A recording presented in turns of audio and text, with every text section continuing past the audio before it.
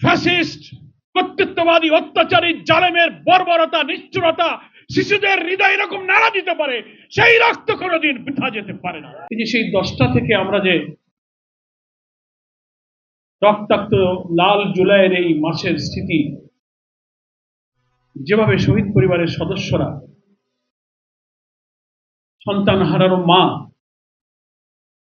ভাই, পিতা, স্বজনরা যেভাবে অশ্রুসিক্ত হয়ে তাদের স্মৃতিচারণ করলেন, আপনজন হারাবার, পঙ্গু হবার, চোখ হারাবার যে মর্মস্পর্শী বেদনা বিধু, তাদের হৃদয়ের যে সমস্ত আকুতি তারা ব্যক্ত করেছেন, পরিবেশটা অনেকটা আবেগঘন বেদনা বিধু হয়ে উঠেছে। আমরা সবাই কিন্তু মর্মাহত। আমি মনে করি শহীদদের যে আবেগ, যে কষ্ট, যে মান অভিমান, চাওয়া পাওয়ার যে প্রসঙ্গ আপনারা তুলেছেন, আশ্বস্ত করতে চাই আপনারা হতাশ হবে না, নিরাশ হবেন না। শহীদদের রক্ত কখনো বৃথা যায় না। শহীদ জাবির ইব্রাহিম বাংলাদেশের এই জুলাই অভ্যুত্থানের শহীদদের সবচেয়ে কনিষ্ঠ শহীদ।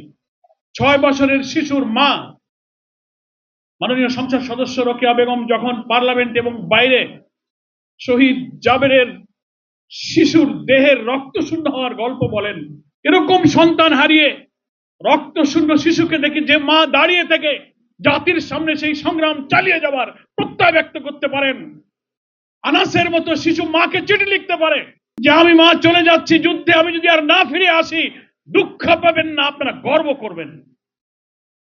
জাবির ইব্রাহিমও বলেছে তার মাকে, স্বজনকে, যে আমাকে হেলমেট পরিয়ে দাও, আমি যুদ্ধে যাব। যে দেশের কোন আন্দোলনের শিশুদের মধ্যে ফ্যাসিস্ট কর্তৃত্ববাদী অত্যাচারী জালেমের বর্বরতা নিষ্ঠুরতা শিশুদের হৃদয় এরকম নাড়া দিতে পারে, সেই রক্ত কোনোদিন বৃথা যেতে পারে না।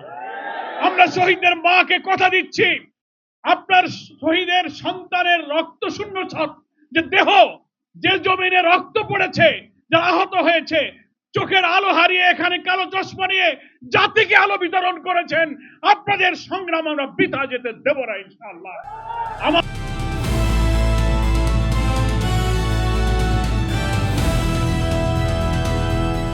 দিনাজপুর টিভি, মানুষের জীবনের কথা বলে।